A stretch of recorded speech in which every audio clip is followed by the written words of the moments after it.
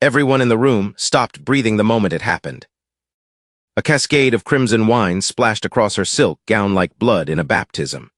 Gasps rippled through the rooftop lounge of the Artemis Hotel as Alexander Brandt, the 29-year-old tech billionaire hailed as Silicon Alley's crown prince, emptied his Bordeaux onto the chest of the elegant black woman standing in front of him. She didn't flinch. Not when the wine soaked through her Valentino dress. Not when the stemmed glass slipped from his fingers and shattered at her feet. The only movement she made was raising her eyes to meet his, calm and cold and absolutely unshaken. She hadn't raised her voice. She hadn't needed to. But in that one moment, something in the air cracked. And what happened the next morning would turn Alexander's world upside down and make her the most powerful woman in his company's history. Before we dive in, don't forget to like, subscribe, and drop a comment telling us where you're watching from. Your support helps us bring stories that need to be told, and this one, trust me, is unforgettable. Let's begin. The November sky over Manhattan was heavy with steel-colored clouds, and the wind howled between the buildings like a warning. 41 stories above Madison Avenue, Alexander Brandt stood in front of his floor-to-ceiling windows, cradling a tumbler of water like it was scotch. His reflection in the glass was sharp-edged and restless, clean-shaven jaw, piercing blue eyes, ash-blonde hair sculpted to perfection. He looked like someone who had mastered every room he'd ever walked into. But his hands were trembling. He replayed the moment 100 times since it happened. The splash. The silence. The eyes. She had looked at him like she could see through every layer of wealth and charm and press coverage, and found exactly what he feared most. Nothing. He hadn't meant to do it. That much he kept telling himself. The wine had been a joke, a mistake, an impulsive reaction to rejection. It was supposed to be funny. Powerful men make powerful messes and someone else always cleans them up. But no one had laughed. He took a sip of water, but his mouth was still dry. The headlines had been mercifully quiet so far, probably because no one at the party knew who she was, at least not yet. The assumption was that she was a model, maybe a +1, beautiful enough to be noticed but not important enough to matter. He wished they were right. They weren't. Her name was Ayanna Lewis. And in 6 hours, she would walk into his boardroom not as a guest, but as the woman finalizing the $847 million contract that would decide the future of his company. The irony was almost cinematic. He'd spent 18 months negotiating with her team at Zephyr Strategic Partners, exchanging emails, phone calls, confidential data, all without ever seeing her face. She de-signed the correspondence as A. Lewis, and he'd assumed she was a man, a hard-nosed numbers guy, one of those veteran suits with no patience for tech CEO ego. He'd never imagined she was her. Not the woman in the midnight red gown with skin like polished obsidian and a voice that hummed with intelligence. Not the woman he'd tried to charm and then humiliate. And certainly not the woman who held the fate of his company and his legacy in her manicured hand. He ran a hand through his hair and exhaled. At 29, Alexander Brandt had been named one of Time's 30 tech titans under 30, had appeared on the cover of Wired and Fast Company, and had turned his AI-powered predictive systems firm, Brandt Logic, into a $1.2 billion empire. Tomorrow was supposed to be the victory lap. Instead, it was beginning to feel like a trial. "Sir," a voice called softly from behind him. His assistant, Melinda, stood in the doorway with an iPad clutched to her blazer. "The advance copies of the contract are ready for your signature. Legal flagged one clause for your review." Alexander didn't turn around. "Send it to my desk." "Yes, sir," she hesitated. "Also the woman from last night." He finally looked at her. "She's the lead on the Zephyr deal, Ayanna Lewis." "I know," he said quietly. "I know who she is." Melinda said nothing more. She'd been with him long enough to know when silence was smarter than sympathy. When she left, he walked over to his marble desk, past the trophies and press clippings and venture capital plaques, and stared at the printed contract waiting for his signature. Zephyr Strategic Partners, deal amount, $847 million. Everything he'd worked for was one signature away. and everything he'd destroyed the night before was now staring back at him in legal ink. He sat down, ran a hand over his face, and whispered into the silence of his penthouse. What the hell have I done? What he didn't know, what he couldn't know, is that Amara wasn't coming for revenge. She was coming for respect. And she was bringing the future of his company with her. The sharp hum of elevator cables echoed in the steel shaft as Julian Cross rose to the 58th floor of the Helios Tower. Manhattan's glass skyline shimmered around him, but the reflection in the polished elevator walls belonged to someone who looked like they hadn't slept in weeks. His face, usually confident and camera-ready, was pale under the perfect stubble, his ice-blue eyes dulled by something that went deeper than exhaustion. He adjusted the lapel of his custom charcoal suit, the kind cut to whisper power, and forced a breath into his lungs. The party last night had been problematic, and the fallout was just beginning to crack open beneath his feet. Julian Cross was used to problems. Problems were how he made his first billion. He built Singularity Capital at 27 by spotting inefficiencies before anyone else, predicting patterns faster than government models, and outmaneuvering competitors before they saw him coming. He didn't break the rules, he rewrote them. Everyone from Forbes to Wired called him the AI Oracle of Wall Street, a nickname he hated but understood. What they didn't see was the bruised knuckles behind the IPOs, the trauma behind the tech. What they didn't know was that Julian Cross, son of a bankrupt line cook and a former school janitor, had built his kingdom out of sweat, obsession, and the constant need to never, ever feel small again. Which is exactly why what happened at the rooftop gala felt like a crack in the armor. Not because he threw wine on a woman, but because that woman wasn't who he thought she was. She wasn't just a model. She wasn't just a guest. She was the architect of the largest deal in his firm's history, an $847 million technology partnership with a global conglomerate that would make or break his expansion into quantum forecasting. And he'd thrown Bordeaux on her chest in front of 90 of Manhattan's most powerful people. The elevator doors opened without a sound. Julian stepped out, greeted by silence, not the ordinary corporate hush of early Saturday meetings, but something colder, reverent, nervous. His assistant, Skylar, stood ramrod straight at the reception desk.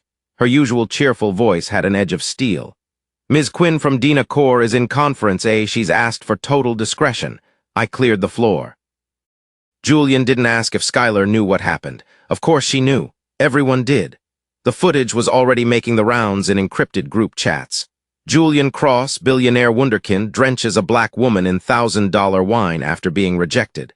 The optics weren't just bad, they were radioactive. And he knew in that deep, survival-born part of his brain that the woman he'd humiliated wasn't coming to destroy him. She was coming to evaluate him. He crossed the glass lobby like it was a minefield. Each step echoed like judgment. Behind the triple-layered boardroom glass, he could already see her silhouette, tall, poised, back perfectly straight in a slate-gray suit that radiated power more than any logo ever could. She wasn't sitting. She was standing, arms crossed, like a judge waiting for a defendant to walk in and try to explain the unexplainable.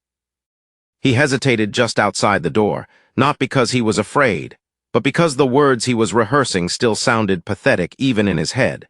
Then he opened the door. Her name was Ayanna Quinn.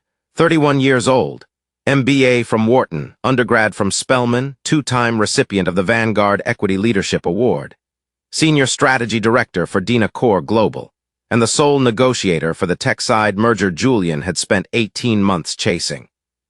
She looked at him the way a sculptor looked at flawed marble, measured, cold, silently calculating whether he could still be shaped into something useful.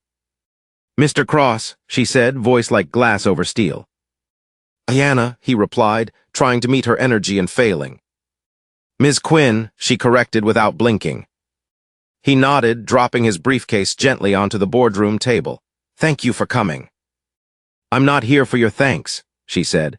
I'm here because our firms have a scheduled signing, and because professionalism requires that I separate personal disgust from financial interests. Julian felt the words land like slaps, but he didn't flinch. He deserved them.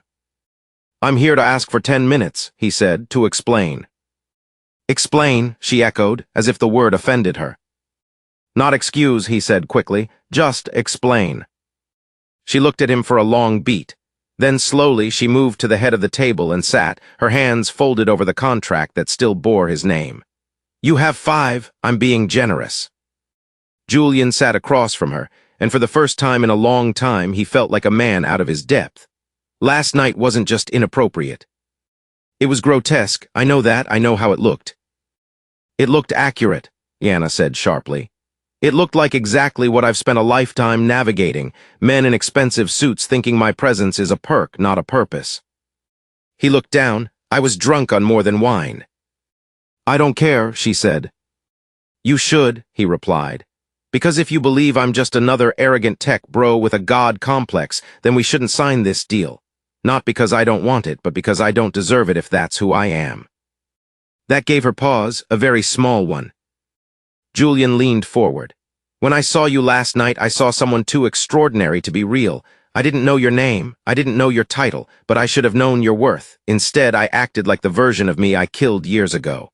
The one who thought power was about dominance, not about discipline."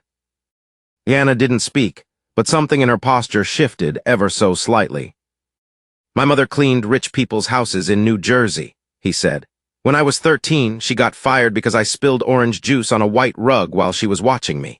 The owner said, 'You people don't know how to behave in nice places.' I swore I'd never be powerless like that again. And somewhere along the way, I made the mistake of thinking being powerful meant never being told no." Ayanna's eyes were hard, but no longer unreadable. "That's not an excuse," he continued. "It's just a truth, and I want to build something with this deal, something big. But I also want to rebuild whatever I can with you, even if that's nothing more than the dignity I took last night." The room fell into a silence so deep it almost hummed. For the first time, Ayanna unfolded her arms. She reached for the contract and flipped it open. Her voice was low but firm. "There will be addendums." He nodded. "Whatever you need." "Performance clauses, oversight, probation period." "Done. And you'll issue a public apology. Not a PR-drafted deflection, an honest one." "Yes." She tapped the table once with her pen, a final punctuation mark. "Then maybe, just maybe, we can talk about the future." Ayanna didn't wait for permission to lead. She never did. From the moment she opened her leather portfolio and began walking Julian through the contract revisions, the boardroom shifted. The balance of power was no longer tilted in his favor, and everyone in the room knew it. Her voice was steady, measured, free of theatrics. It was the voice of someone who'd been underestimated too many times to waste energy proving herself anymore. She simply delivered facts, clauses, and expectations like declarations of law. Julian nodded through the adjustments. Performance reviews quarterly. A restructuring clause that would allow Dinacore to place 2 senior advisors on Singularity's board. Language around ethical leadership, specifically cultural accountability, a term that hadn't existed in their original draft. These weren't suggestions. These were consequences, not just for what he did the night before, but for everything that moment symbolized. He could feel Patricia, his lead counsel, shifting beside him. She was already scribbling legal objections on her notepad, things about precedent, control, overreach. But Julian raised a hand before she could speak. "We'll accept the revisions." Patricia blinked, Julian with all due respect. "It's fine," he said, eyes on Ayanna. "It's necessary." Ayanna didn't smile, but something in her shoulders relaxed half a degree. She hadn't come here for war, she'd come for respect. Now, for the first time since stepping into the boardroom, she could sense that maybe, just maybe, he was beginning to understand what that looked like in practice. But understanding was not the same as trust, and respect, she knew, could not be declared, it had to be demonstrated. After the terms were confirmed and the final meeting notes saved, Ayanna gathered her things and nodded to the legal teams. "I'll need 48 hours to finalize executive signatures. You'll hear from my office Monday morning." Julian rose with her. "I'd like to walk you out." She didn't respond, but she didn't refuse either. The walk to the elevator was silent, not tense, not cold, just suspended. Like neither of them was entirely sure what to say when the audience had left and the performance ended. As the elevator doors opened, Ayanna stepped inside and turned to face him. Their eyes met, and for the first time the silence between them felt charged. Julian spoke first. "Do you ever get tired of having to be the most prepared person in every room?" The question wasn't casual, it wasn't even strategic, it was real. Ayanna studied him, not answering immediately. Then, as the elevator doors began to close, she replied quietly, "I get tired of the rooms." And then she was gone. Across town, in a Chelsea loft filled with industrial lighting and stacks of annotated binders, Ayanna stood barefoot in front of her kitchen window. Her heels were in a corner. Her suit jacket hung over the back of a chair. Her curls, once tightly coiled into a low bun, were now loose, tumbling across her shoulders. She watched the skyline with tired, observant eyes. The city buzzed like a circuit board around her. Horns, sirens, neon signs, midnight construction. Her phone buzzed once on the counter. A message from her mentor, Vanessa Dubois. "Heard about last night. Don't let your silence become your permission." Ayanna stared at the message for a moment, then typed, I changed the terms, he bent." Vanessa responded with a single sentence. "Good, make him prove it wasn't just a performance." Ayanna didn't need the reminder.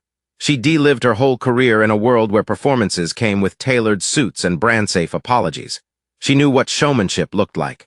She knew what damage control sounded like. And she also knew what power felt like when it was being tested. Last night hadn't just humiliated her. It had spotlighted her. Now everyone knew her name, and in some rooms that was as dangerous as being forgotten.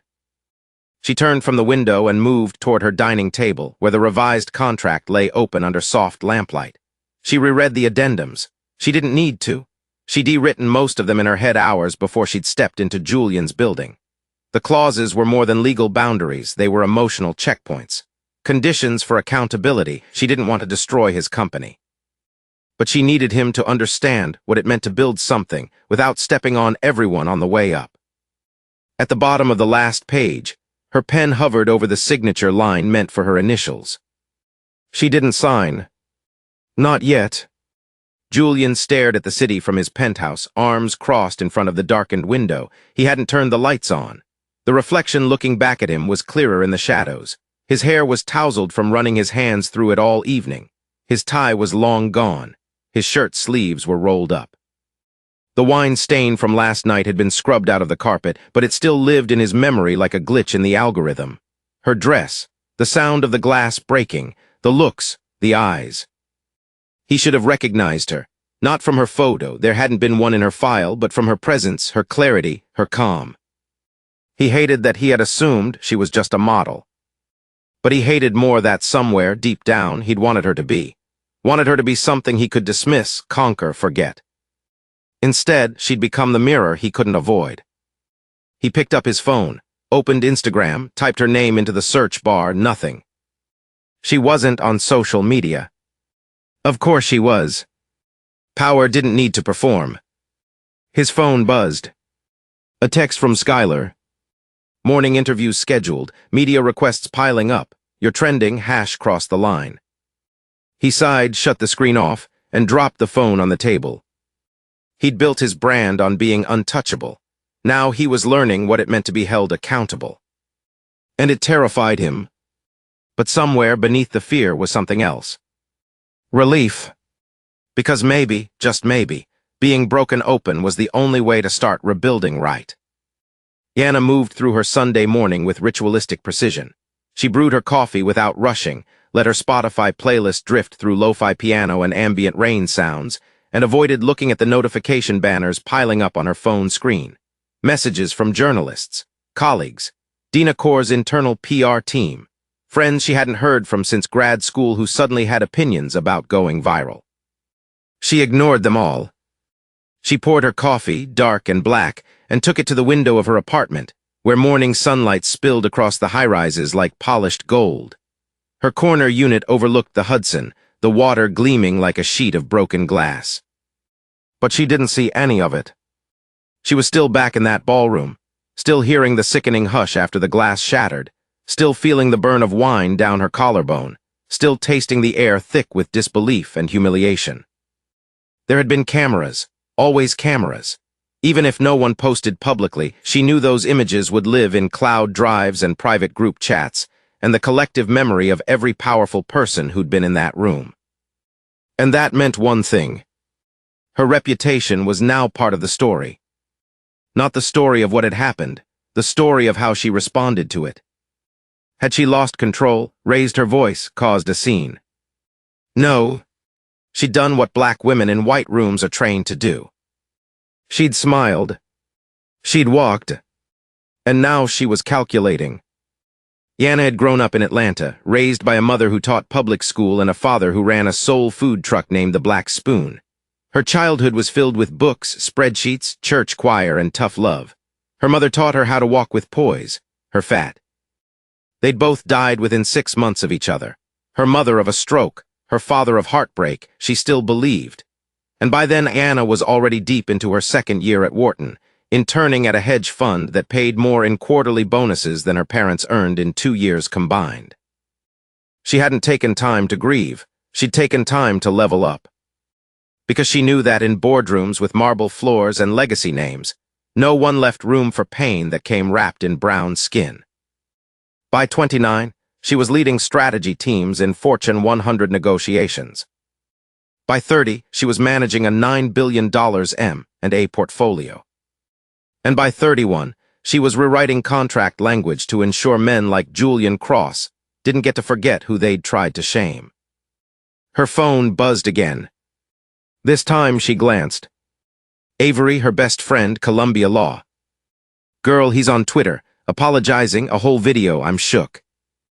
Ayanna's brow furrowed. She tapped her screen, navigated to Twitter, and found the trending clip almost immediately. It had already racked up over 2.6 million views in 5 hours. The thumbnail showed Julian in front of a blank white wall, dressed simply, no suit, no tie, no branding behind him. She tapped play. His voice was quieter than usual. There's no spin here, no media team managing my words, just me. He paused. Last night I acted in a way that was arrogant, inappropriate, and disrespectful, not just to the person I humiliated, but to every woman who's had to endure being reduced to an accessory because someone like me had power and no discipline. He looked into the camera, really looked.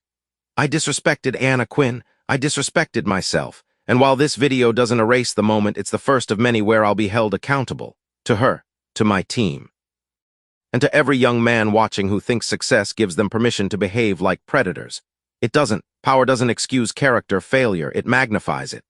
Ayanna felt something she hadn't expected, not sympathy, not forgiveness, something more dangerous, recognition. He was learning, and people who learned could adapt. That was what made men like Julian so dangerous, the ones who didn't just apologize to save their image, but who might actually change. Because once they did, they became harder to fight, harder to outmaneuver, and sometimes, against her better judgment, harder to hate. She closed the video, let out a long, slow breath, then she grabbed her keys. Julian was already packing his office when Schuyler arrived with the Sunday headlines. New York Business Review, Fortune, even Wired picked up the story, she said, placing a tablet on the table. Everyone's quoting your apology. Julian didn't touch the tablet. Is she responding? He asked. Not yet, Schuyler said carefully. Her office confirmed receipt of our contract signatures, said they'll issue a public response on Monday. Monday, Julian muttered. Feels like a lifetime away. She could have walked, Schuyler added. She didn't. Julian looked out at the skyline. She's not just trying to punish me, she's trying to make me reckon with something. She should, Schuyler said quietly. You embarrassed her in a room full of billionaires and politicians. I know. Julian ran a hand through his hair, then leaned on the glass. But here's the thing. When she was talking, I kept thinking she belongs there more than any of us. Schuyler tilted her head. Then why did you treat her like she did? The question hung in the air like a verdict. Julian didn't answer because the truth was ugly and familiar, and it sat in his gut like rusted steel. He had looked at Ayanna Quinn and seen a challenge to his ego instead of a reflection of excellence. He had tried to shrink her because some part of him, some deep, inherited, unexamined part, still thought he had the right. And that part had to die, now, or everything else would. Ayanna stood on the sidewalk outside her favorite Harlem cafe, debating whether to take the call or ignore it. It was Vanessa again, persistent as ever. She finally answered. You saw the video? Vanessa asked. I did, and I'm processing. He's not your project, Ayanna, Vanessa warned. Be careful not to confuse accountability with affection. I'm not. Vanessa exhaled on the other end. Good, because you don't owe him grace, you owe yourself protection. Ayanna watched 2 kids ride scooters past her, shrieking with laughter, their father trailing behind with a tired grin. I don't know if I want grace or revenge, she said quietly. Neither, Vanessa replied. You want power, use it wisely. Ayanna ended the call and walked inside. The Dina Core corporate offices on 6th Avenue weren't designed for show. They didn't glitter or boast the kind of sleek minimalism tech CEOs paid millions for. They were built for results, oak-paneled conference rooms, reinforced privacy glass, motion-sensing security protocols. It was where billion-dollar decisions were made without fanfare, where mergers were finalized behind 3 layers of NDAs. And this morning it was where Ayanna Quinn walked into conference room 7B and became the storm Julian Cross never saw coming. He was already seated when she arrived. No entourage, no legal team. Just him in a muted navy suit, hands clasped in front of him, posture precise. Not submissive, not dominant, neutral, waiting. Ayanna didn't sit right away. She removed her coat, folded it neatly over the chair beside her, and placed her leather portfolio on the table like a chessboard between them. "Thank you for agreeing to this," Julian said. "I didn't agree," she replied. "I accepted." A pause, not hostile, just clear. Julian inclined his head slightly, as if receiving a directive. "Understood," she sat, crossed one leg over the other. "This meeting isn't about you, it's about this deal, and whether or not it's worth the future I'm gambling on." Julian nodded again, slower this time. "That's fair. I don't need fairness," she said. "I need truth and control, 2 things you tried to take from me the moment you chose performance over professionalism." Julian didn't flinch. "I'm not proud of that moment." "You don't have to be," she said, cutting him off. "But you do have to know what it cost me." He leaned forward slightly, the angle of his body shifting, more open now. "Tell me." Ayanna didn't hesitate. "After your party, my inbox filled with messages, some from allies, sure, but most from reporters asking if I was just a guest, if I was even supposed to be there, if I provoked you." Her voice remained steady. "That's what power imbalance looks like in real time. I didn't just have to walk out of that room soaked in wine. I had to spend the next 48 hours defending my presence." Julian's jaw tensed, not because he disagreed, but because hearing it out loud made the damage harder to compartmentalize. "I never questioned your right to be there," he said softly. "No," she said. "You assumed I was." Julian looked down, then back up. "I'm sorry." "Again?" she asked, not cruelly, just observant. "Every time it's real." She studied him, not for apologies. For alignment, for proof that the man in front of her wasn't just the version trying to save a deal. Then she opened the portfolio. "These are the final integration scenarios," she said, sliding the documents toward him. "We've made some adjustments." Julian glanced through the documents. It was everything they'd discussed, but tighter, sharper. There were no loopholes, no wiggle room. "You've been busy," he said. "We've been careful." He smiled faintly at that, and she almost returned it. "Implementation begins next week," she continued. "Quarterly reviews, access to proprietary AI models limited to Phase I deployment. Governance board expanded to include 3 ethics advisors, all approved by your CTO." He nodded. "I've reviewed the specs. I agree to all of it." "Good," she said, but didn't close the deal. There was something hanging between them, an invisible document yet to be drafted, the part that didn't fit into contracts or compliance language. Julian set his pen down and looked at her directly. "May I ask something personal?" "You can ask," she said. "Whether I answer depends on the question." He hesitated. "Then why didn't you walk away?" Ayanna blinked once slowly. "Because walking away would have felt like erasure, like I was giving you permission to reduce me to a moment. To walk away would have meant letting the story end there." Julian absorbed that. "And staying, what does that mean to you?" "It means rewriting the ending." There it was. Not just her motive, her mission. Julian sat back. "Then let me help." "You can't." "I want to try anyway." Ayanna didn't speak for a long time. The silence between them wasn't awkward, it was tense with potential. 2 people circling a moment neither one could fully predict. At last, she said, "If you want to help, you'll let me lead in the media, in the press releases, in the boardroom. Your voice doesn't need to be louder than mine to be heard. You don't need to center yourself in a redemption arc to grow. What you need to do is get out of the way." Julian nodded slowly. "Understood." She leaned forward, her gaze steady. "No, not understood, respected, practiced, lived." Julian nodded again, this time slower, something sinking deeper into his core. "Then I'll do that." Ayanna watched him for another long breath before gathering the documents back into her folder. "Good. We'll have our teams coordinate rollout messaging by end of day." He rose as she did. This time he didn't try to offer a handshake. He didn't perform, but Ayanna extended hers anyway. His hand met hers, and the grip wasn't transactional. It was intentional. Later that afternoon, Ayanna stood at the podium inside the Dina Core Media Briefing Center. A row of press outlets filled the room. CNN Business, TechCrunch, Bloomberg, Fast Company. Flashbulbs blinked. Voices murmured. And Ayanna, in a tailored emerald green dress and heels that clicked like punctuation against the marble, owned the space. She addressed the reporters with calm clarity. "Today's agreement marks a turning point, not just in technological innovation, but in how we define leadership and responsibility. This partnership is built not only on data and algorithms, but on the values we choose to operationalize in real time." She paused, letting the silence settle, then continued. We are entering a new era of intelligence, artificial and human, and that requires new contracts, not just in business but in behavior. The room was silent. She'd written every word herself. And across the city in a penthouse office with the blinds drawn, Julian Cross watched her on live stream, one hand resting on his chin, the other gripping his phone like it held his next breath. He didn't interrupt. He didn't add commentary, he just listened. And for the first time in a long time, he knew he wasn't the story. She was, and that was exactly how it needed to be. By Monday night, the deal was the lead story on every major financial news outlet. $847 million agreement between Dina Core and Singularity Capital finalized. But that wasn't the headline people were actually reading. What they clicked, shared, and debated wasn't the line-item summary of AI frameworks or governance boards. It was the footage from the press conference. The moment Ayanna Quinn stepped into the spotlight and took ownership of the entire narrative, not just the business terms but the moral arc. The way she stood. The control in her voice. The balance of professionalism and power that couldn't be coached. It wasn't a partnership anymore. It was a reckoning. And while Julian's name was mentioned in every article, it was hers that trended.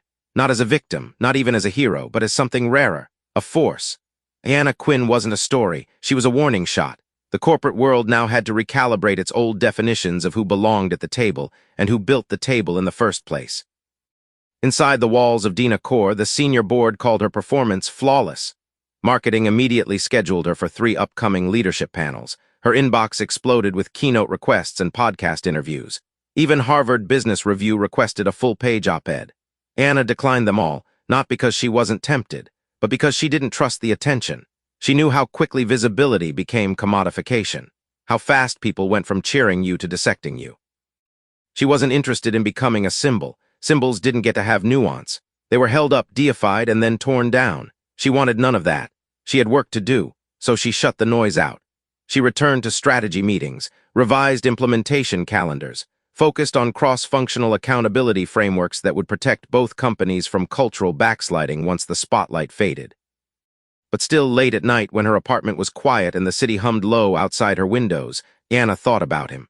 Julian. The man who had, for one split second, reduced her to an object and who now carried the weight of that decision like a second spine. She hadn't forgiven him, not fully. Maybe not at all, but she was watching him. And what she saw was surprising because he wasn't retreating, he was evolving.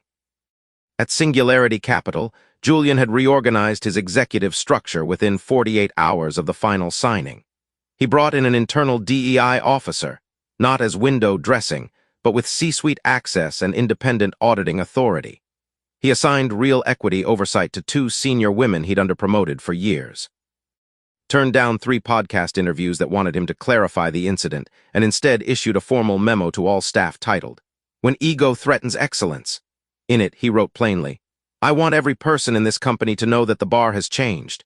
Culture isn't a line item, it's the engine. If you think you're here because you're untouchable, you're already replaceable. If I ever forget that again, I expect to be held accountable. No exceptions, not even for me." The memo leaked. Of course it did. Every investor saw it, every blog reposted it, and Julian didn't care. He was done protecting an image. Now he was trying to build a legacy, but that didn't mean the internal battle was over. Every morning he still woke with the sting of humiliation at the back of his throat, not because he got caught, but because he'd been seen. Seen as someone who, in his weakest moment, had weaponized his status to try and shrink someone else. It wasn't just about Ayanna anymore. It was about every meeting, every handshake, every glance he'd given that might have made someone feel like less.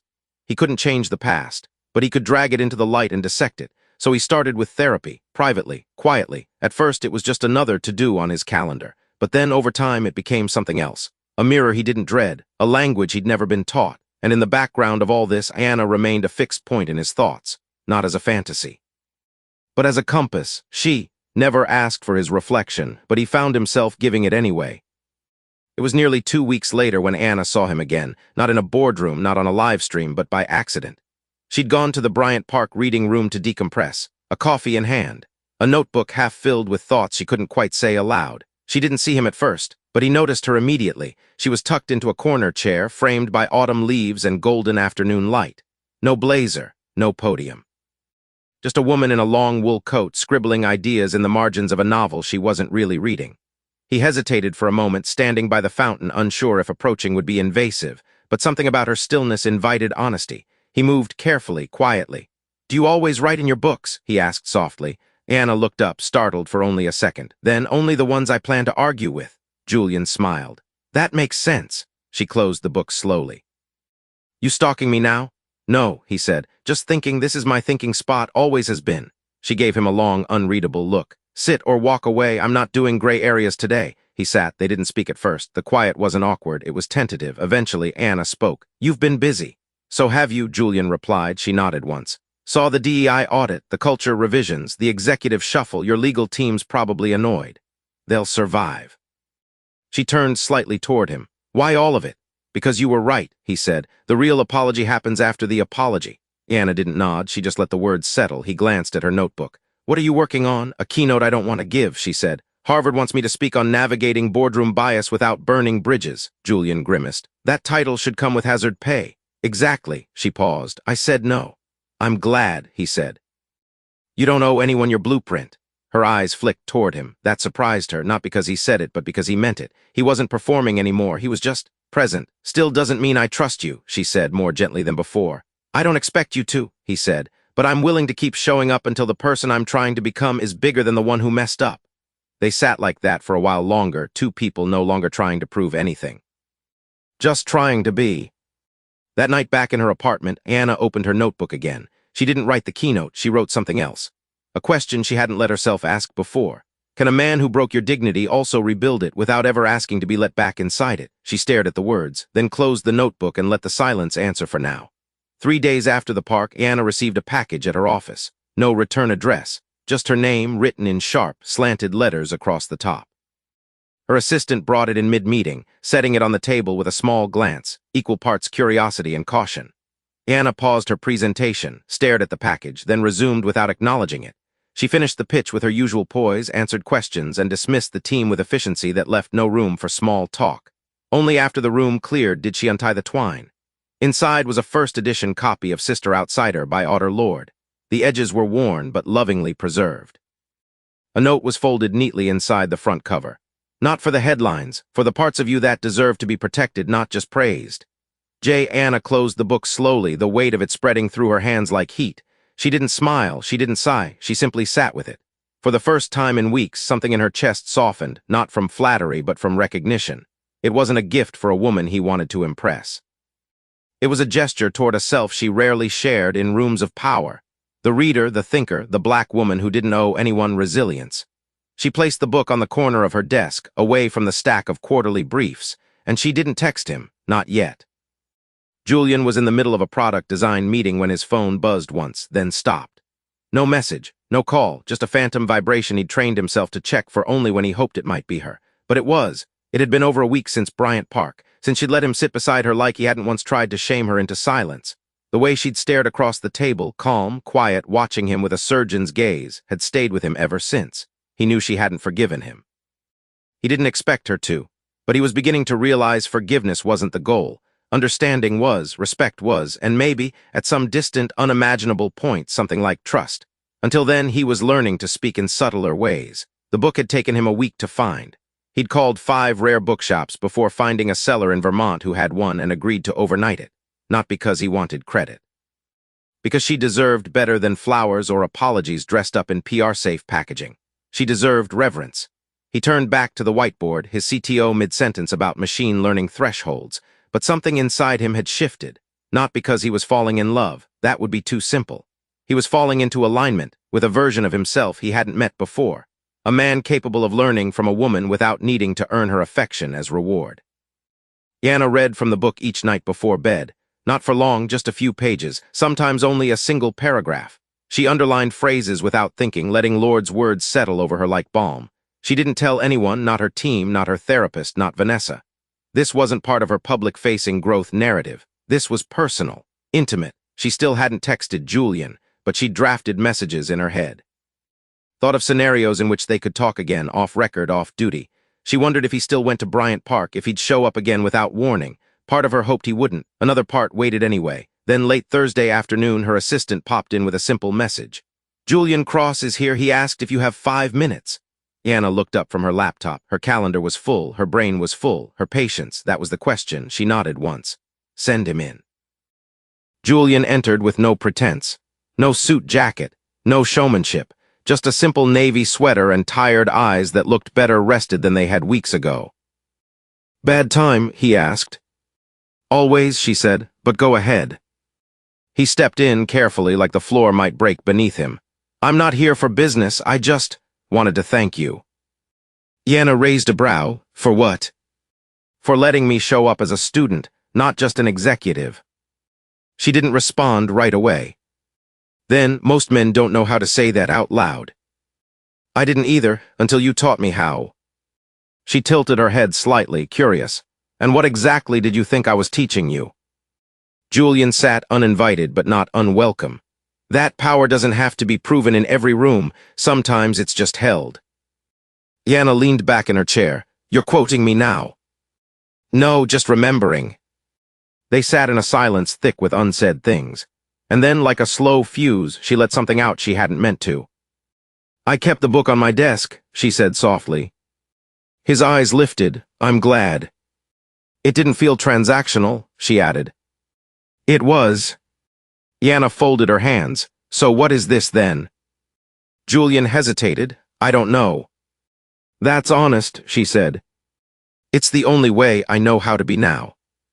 She studied him, not with the distance of a rival, but with the curiosity of a woman still unsure if grace could exist without risk. "You know there's no playbook for what this is," she said. "I know," he replied, "but I'd rather learn the slow, hard way than fake it the fast, easy way." Her phone buzzed. She ignored it. "You have 5 more minutes," she said. "Use them wisely."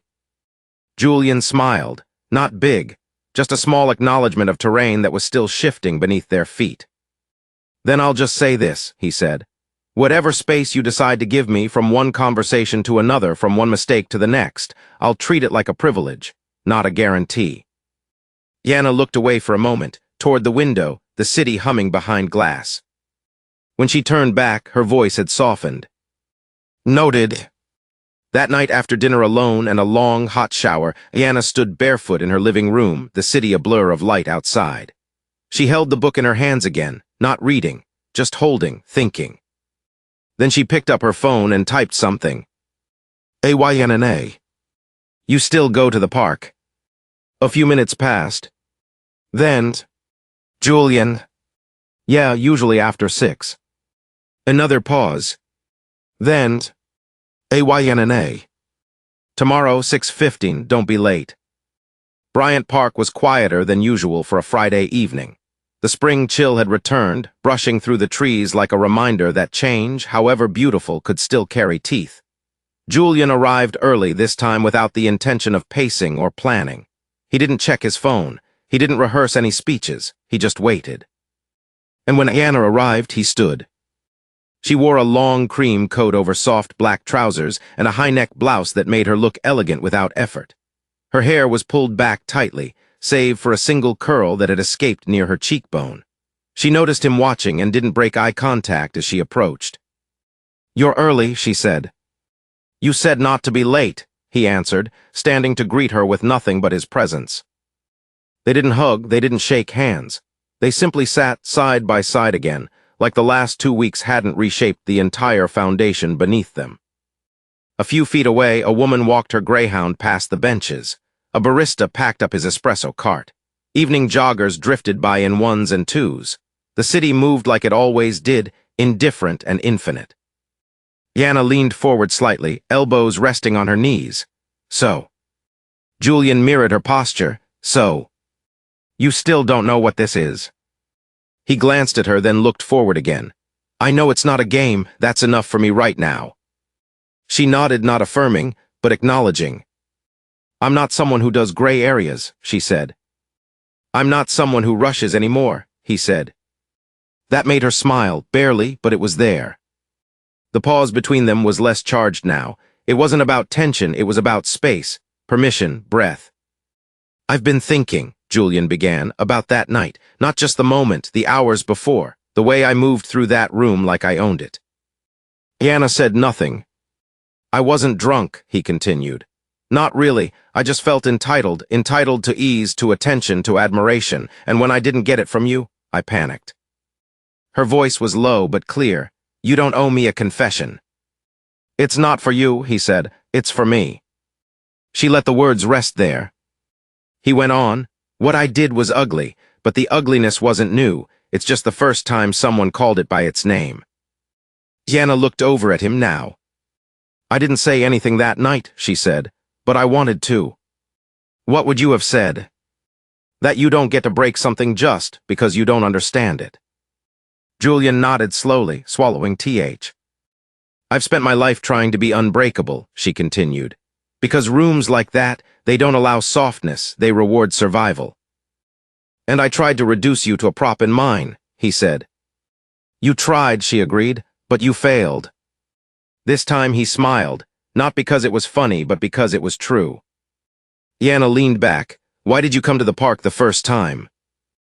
It was the only place in the city where I didn't feel like I was performing. Even when you were building your empire. Especially then. She exhaled, I envy that. He looked at her, you don't have that.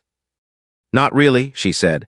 Power comes with a price. My sanctuary isn't public, it's silence, stillness, things the world doesn't leave room for unless you force it. Then maybe I can offer it here, Julian said. Ayanna turned to him slowly. Offer what? Stillness, he said. Presence, no pressure, no roles, just space. The sincerity in his voice disarmed her, not because it was romantic, but because it was real. So she nodded. And they sat like that for a long time. No titles, no battle lines, just two people watching a city try to outpace itself while they stayed still. Later that night, Ayanna sent a message. Ayanna. Next week, you'll be sitting in front of 400 people at the Ethics Summit. You ready? Julian. No, but I'll be honest. That's what matters, right? Ayanna. Only if your honesty doesn't center you. Remember what we said, presence, not performance. Julian. I'll remember, you'll be there. Ayanna. I'll be watching. She didn't say more. She didn't need to. The following Wednesday, the Manhattan Center buzzed with press badges, audio crews, and back-to-back panels on ethical disruption, inclusive innovation, and algorithmic justice. The annual Global Tech Ethics Summit had, for the first time in its history, invited a panel specifically about accountability and leadership, and Julian Cross was the only CEO who had agreed to speak on it without PR shielding. He walked onto the stage without flash. No PowerPoint, no branding, just him in a dark blazer, standing at a microphone with the stillness of a man who had more to lose by lying than by telling the truth. He opened simply.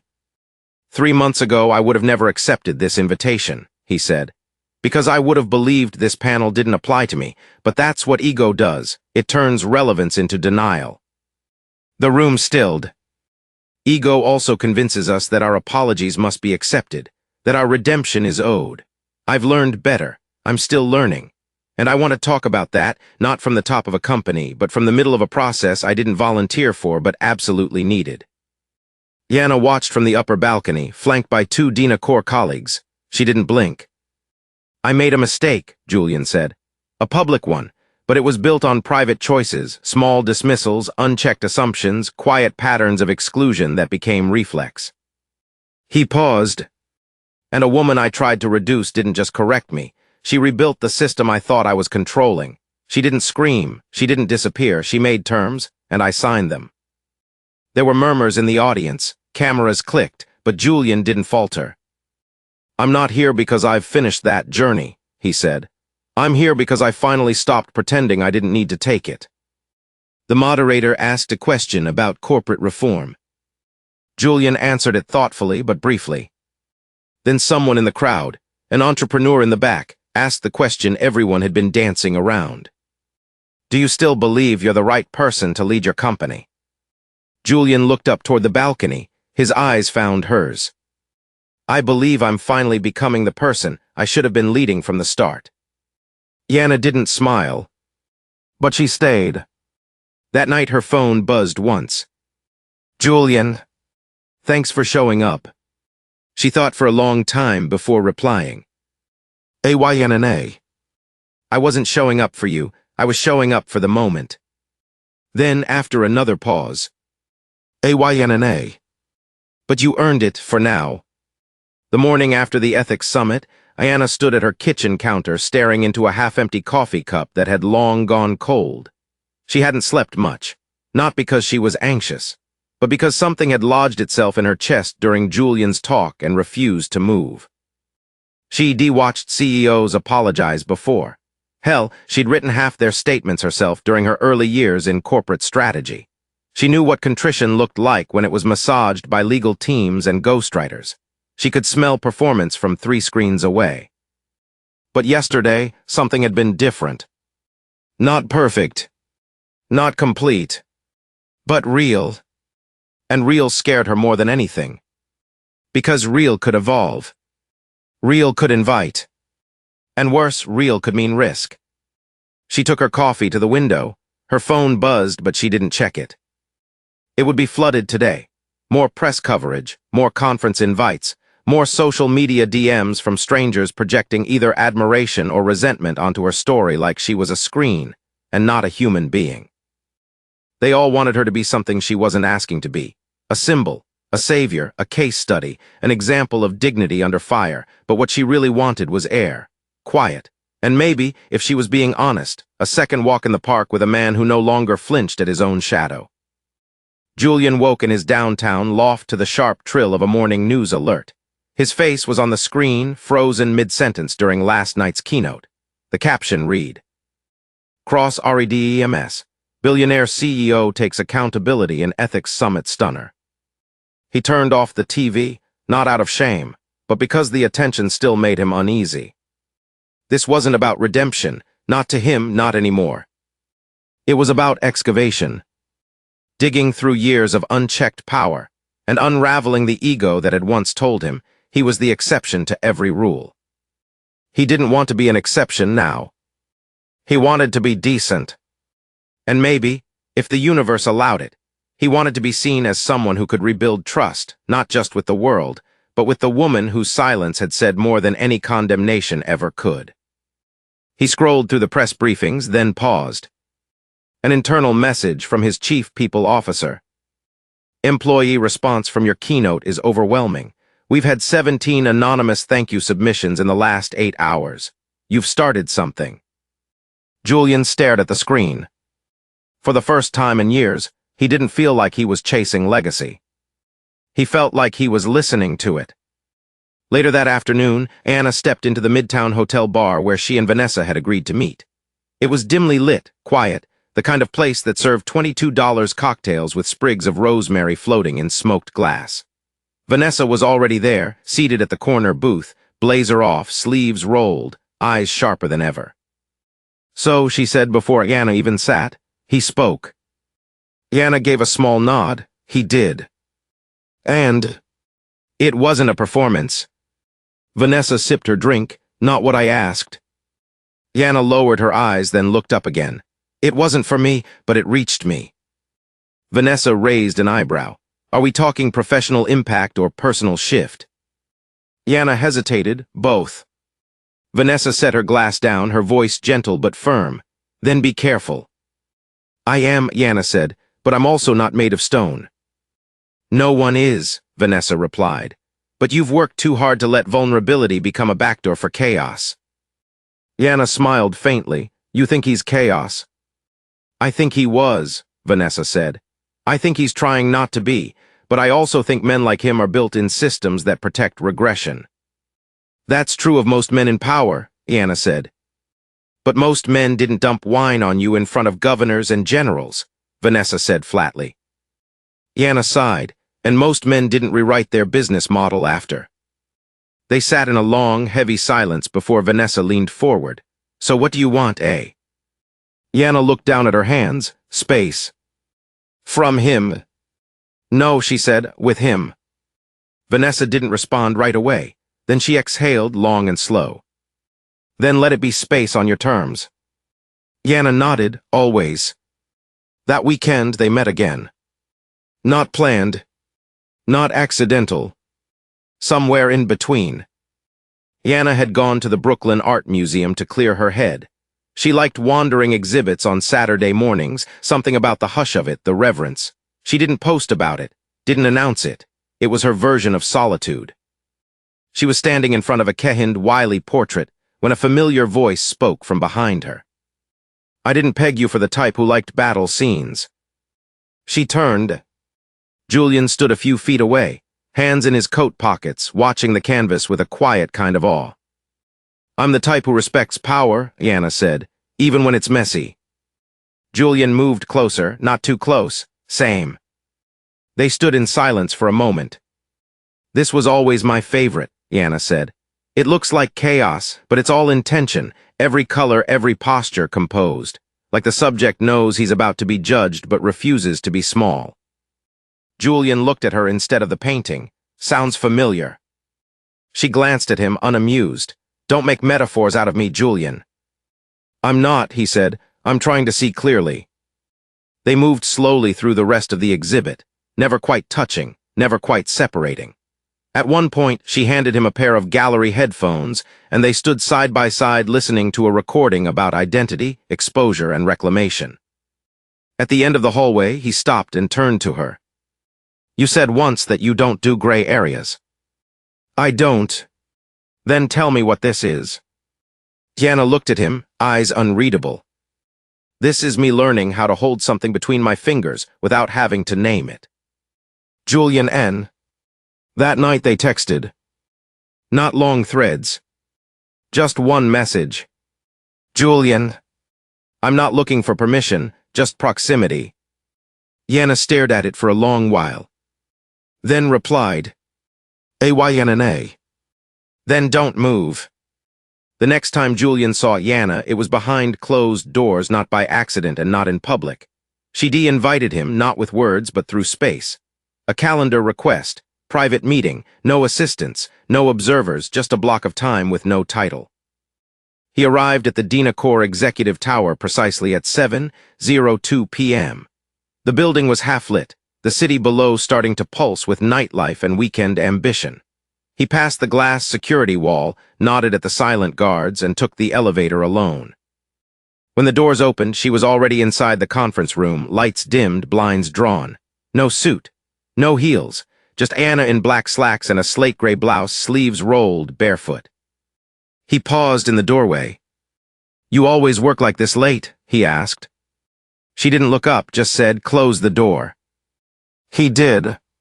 She stood at the far end of the conference table, fingers resting on the back of a chair like it was a lectern. The air in the room was still, not tense, not charged, just expectant. "This isn't a strategy meeting," she said.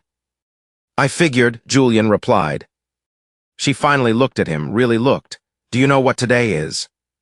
He thought, checked himself. The deal was announced 4 weeks ago today. Ayanna nodded. "And in those 4 weeks, the press turned you into a reformed genius. Your stock climbed 12%, and I got invited to speak at 3 global summits, one of which wants to call our partnership, a historic moment for cross-racial reconciliation in enterprise." Julian raised a brow. "And let me guess, you hate that." "I loathe it." She started walking, slowly, deliberately, around the edge of the room. "I didn't agree to this deal to teach anyone a lesson. I didn't come back into that boardroom to start some redemption arc for you. I came back because power, real power, doesn't walk away just because someone else made a mess." Julian listened, carefully, quietly. "But now," she continued, stopping just a few feet from him, "you're no longer just a man I had to outmaneuver. You're a man the world thinks I forgave." Julian didn't speak. He knew this wasn't the moment to defend himself. "And here's what I hate the most," she added. "They're not entirely wrong." He looked up, met her eyes. "You did forgive me." "No," she said, "but I stopped hating you." Julian let out a breath. It wasn't relief, it was recognition. Ayanna stepped closer. "You know what's dangerous, Julian." "What?" "You're learning, and I respect that.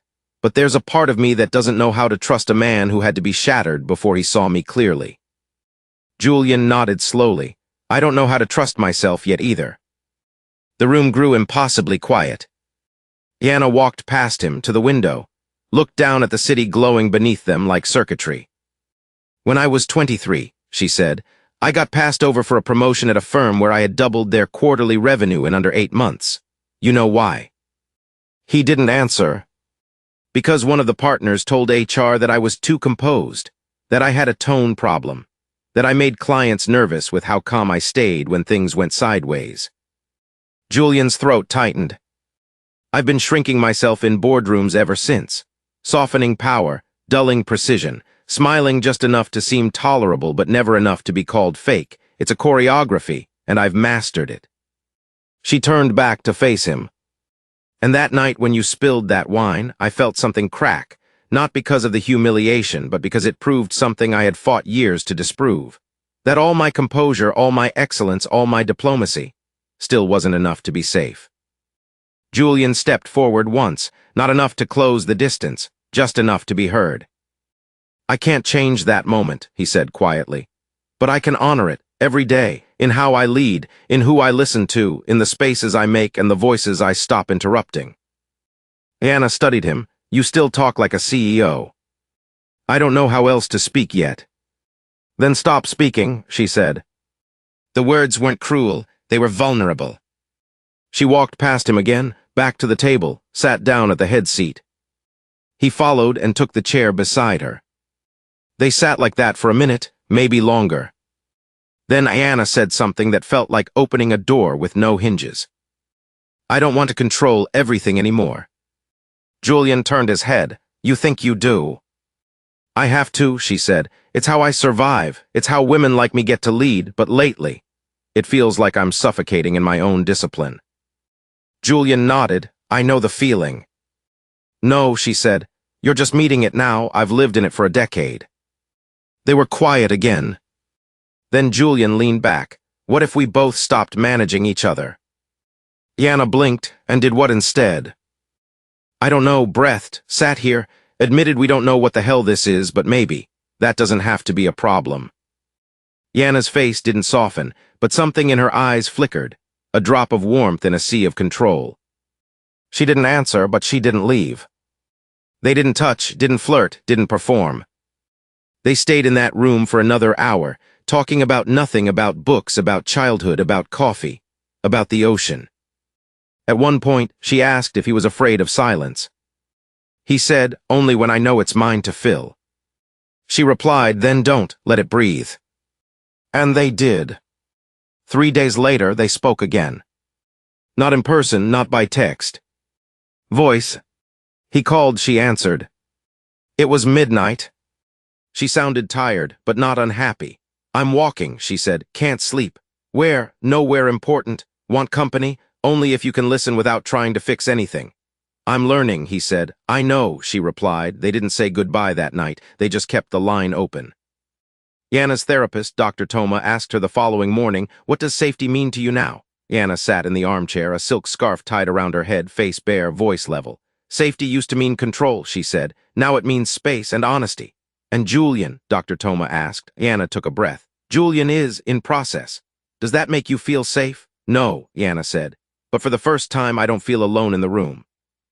Julian lay in bed, listening to the voice memo she'd sent him that morning. It was a quote, Toni Morrison. You want to fly, you got to give up the thing that weighs you down. No commentary, no context, just that. He replayed it 3 times, then replied with only 3 words. I'm working on it. There's a moment just before a decision when the world feels like it's holding its breath. Ayanna stood in front of the full-length mirror in her apartment, fastening the final clasp of a slim diamond watch. Not for glamour, for armor. It was the one gift she allowed herself when she signed her first 7-figure contract, a reminder that her time belonged to her and no one else. She looked flawless, tailored ivory suit, soft satin blouse, barely their makeup, but her eyes betrayed the internal storm. Today was the formal announcement of the global AI ethics partnership. Ayanna and Julian were slated to speak together on stage for the first time since the summit. It wasn't just a press opportunity. It was a symbol, and symbols she'd learned were double-edged, worshipped in daylight, broken in silence. Her phone buzzed once on the vanity. Julian, I'll meet you at the car. We don't have to talk until we're ready. Just say the word. She stared at the message, then responded. Ayanna, ride in silence, but don't sit on the left. That side's mine. The car ride was silent, just as she'd requested. Julian didn't check his phone, didn't shift in his seat. He just sat still, hands folded, watching the city crawl past. It had been weeks since they'd touched each other's pain without flinching, and in that time something had shifted, not trust exactly, but patience. And patience, Julian was learning, could be sacred. Ayanna broke the silence halfway across the bridge. They wanted us to rehearse. Julian nodded. I declined. Me too. They didn't say more, they didn't need to. Both of them had chosen presence over polish. When they arrived at the venue, a line of cameras stood waiting like a firing squad. Paparazzi, corporate media, flashbulbs and freeze frames, they stepped out one after the other. Julian offered his hand to help her from the car, not as a performance, but as habit. Ayanna ignored it, not unkindly, just intentionally. The gesture wasn't earned, not yet. Inside the conference hall, their names were etched on the glass entry. Ayanna Quinn and Julian Cross, rewriting the code. Ayanna read it once, then kept walking.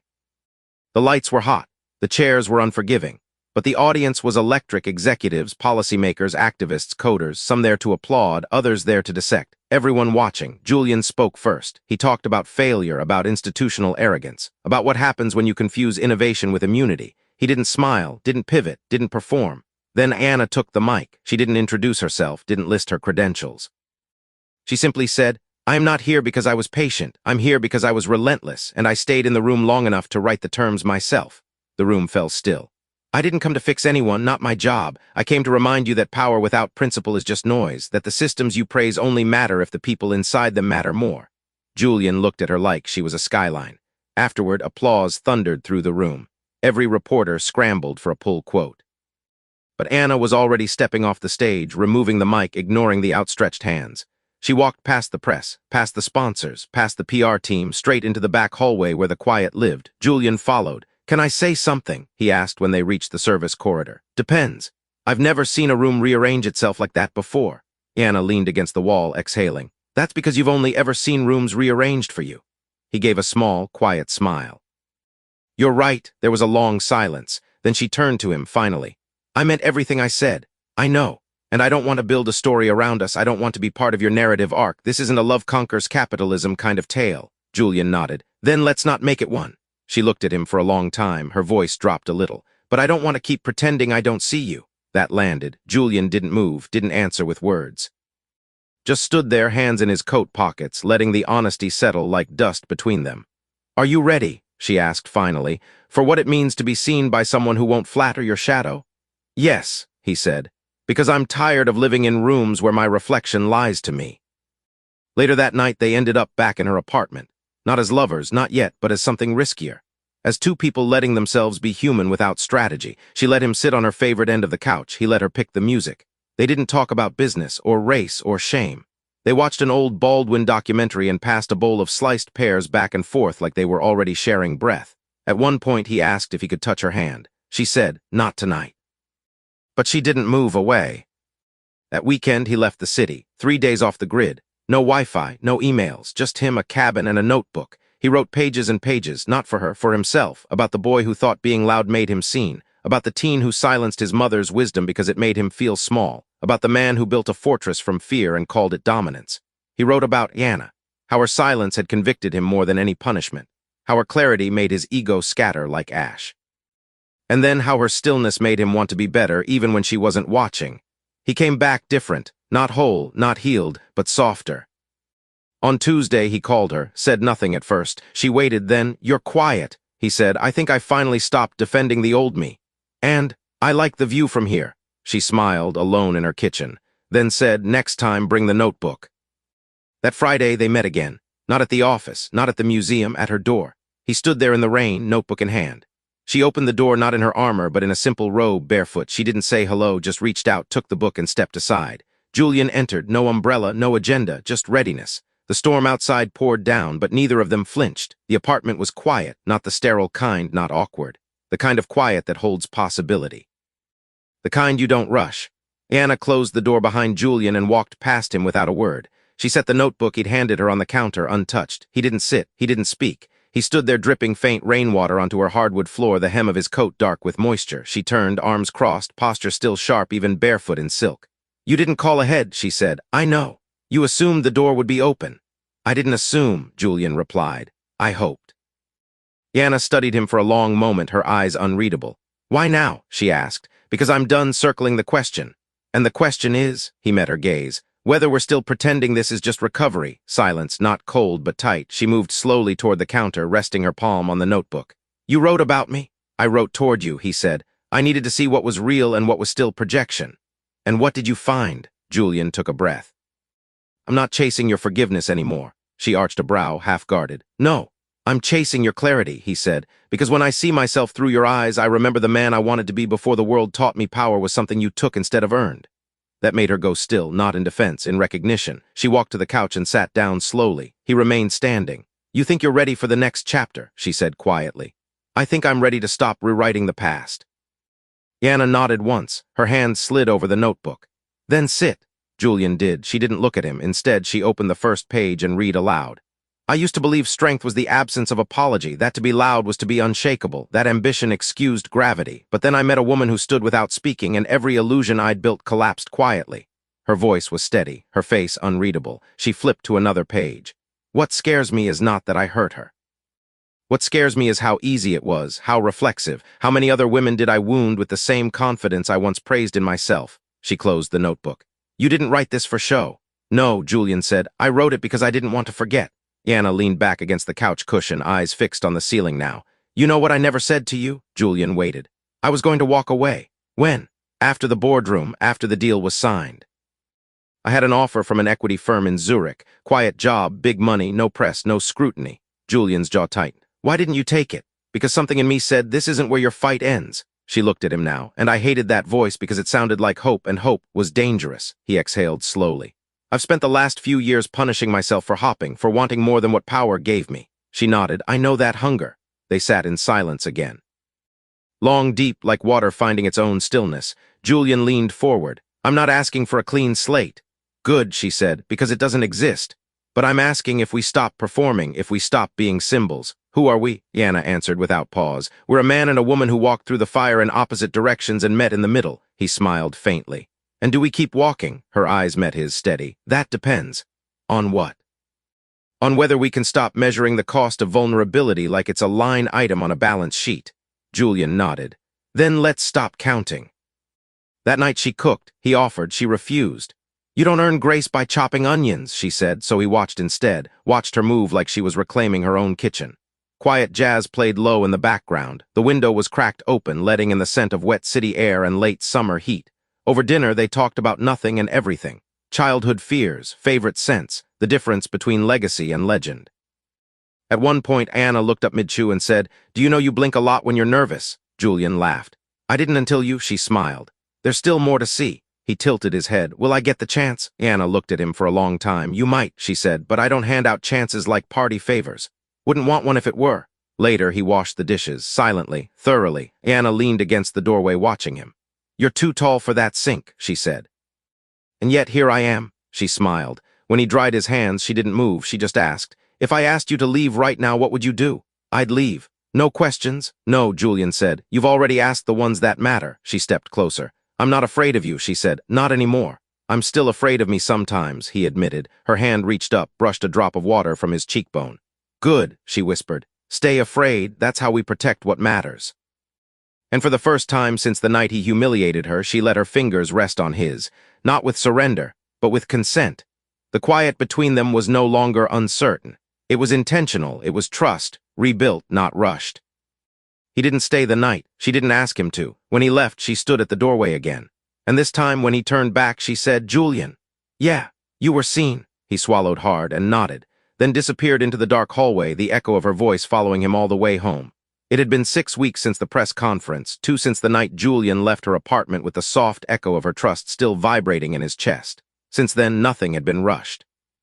No declarations, no headlines, no curated social proof of their progress. There were texts, simple, thoughtful, not constant. There were 2 dinners, one at her place, one at his, where neither of them wore expectation like a coat. And there was time without pressure, time that didn't demand either of them give up their rhythm just to sync with the other.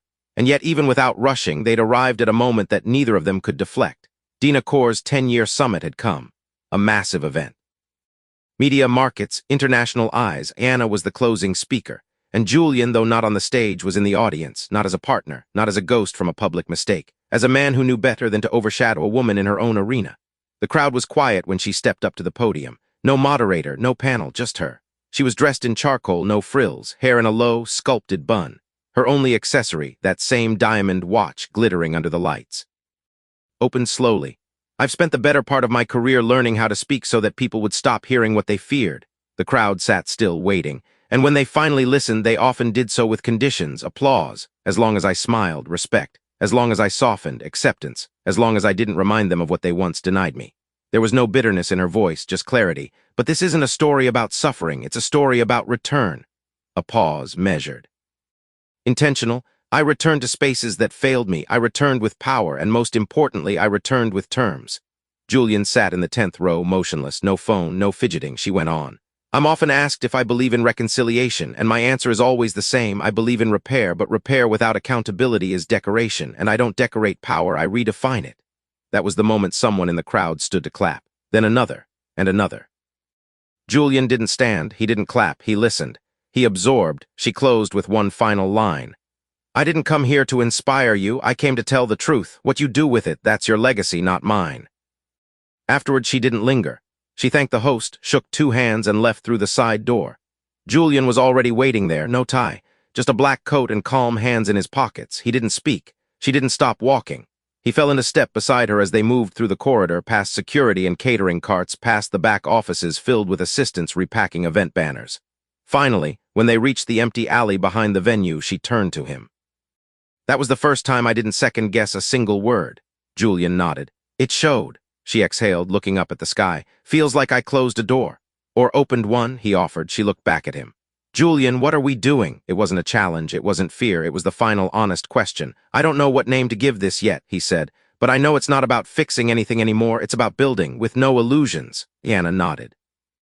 I need to stay rooted in my life, my work, my peace. I'm not here to pull you out of it, he said. I want to meet you inside it. And if I fail, she asked. Julian shook his head. You won't, but if you ever feel like you are, I'll still be there, not as a man needing to be seen, just a man who sees you. She took a long breath, arms folded. I've never loved anyone without losing parts of myself. Julian looked down, then back up, eyes softer than she'd ever seen. Then let's not call it love, he said. Let's call it respect until it becomes something bigger. She almost smiled. Words matter to me, she said. I know, he replied. That's why I'm using them carefully. That night they didn't go to her place or his. They walked, through Midtown, past the library, toward the river. Julian bought them 2 hot teas from a vendor without asking. Ayanna didn't thank him, she just sipped and kept walking. Eventually they sat on a bench by the water. There was a softness to the silence now, no performance, no hidden motive. She leaned back, eyes closed. He watched her. Then slowly, almost imperceptibly, she reached over and took his hand, just once, just that. No symbolism, no reward, just presence. 3 months later, they were invited to speak at a tech ethics panel in Copenhagen. They agreed, on one condition, no mention of their personal evolution. No narratives built around healing, no whitewashing of the harm that began it all. They wanted to talk systems, structure, leadership that began with listening, and the organizers agreed. On the flight back, Ayanna dozed off mid-sentence, forehead resting on the window. Julian watched her breathe, then pulled out his phone. He opened a note and typed, There are no heroes in this story, only people, learning how to stop competing and start sharing the air. He saved it, didn't send it, just held it. Later that week, they met for dinner, at a small, quiet place in Harlem. No PR team, no watchful cameras, just 2 seats by a window, the city glowing around them. At one point, Ayanna leaned forward and said, I think I'm ready to stop waiting for the other shoe to drop. Julian smiled. I didn't even wear shoes tonight. She laughed, full open.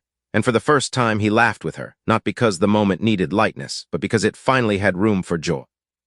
This wasn't a story about love at first sight. It wasn't a fairy tale. It was something better. It was earned. And neither of them would ever forget that. Some stories are loud. Ours was. It started in silence between a man who thought power excused everything and a woman who refused to be defined by what was done to her. What followed wasn't forgiveness. It wasn't romance. It was something harder, reckoning, reflection, rebuilding. Not because they owed each other redemption, but because they learned to move without demanding it. And maybe that's the real lesson here. That true change doesn't happen on stages. It happens in quiet rooms, in slow walks, in difficult pauses, where no one's clapping and the only person watching is the one in the mirror. So if you've ever been Ayanna, tired of shrinking, tired of surviving, tired of hearing sorry with no shift, or if you've ever been Julian, faced with the weight of what you never had to carry until someone finally made you look, then this isn't just a story. It's a moment. Yours to listen deeper, to lead better, to choose equity over ego, stillness over spectacle, repair over performance. So sit with it, breathe through it, and when you're ready, share it, because someone out there is still waiting to be seen. And someone else is just now learning how.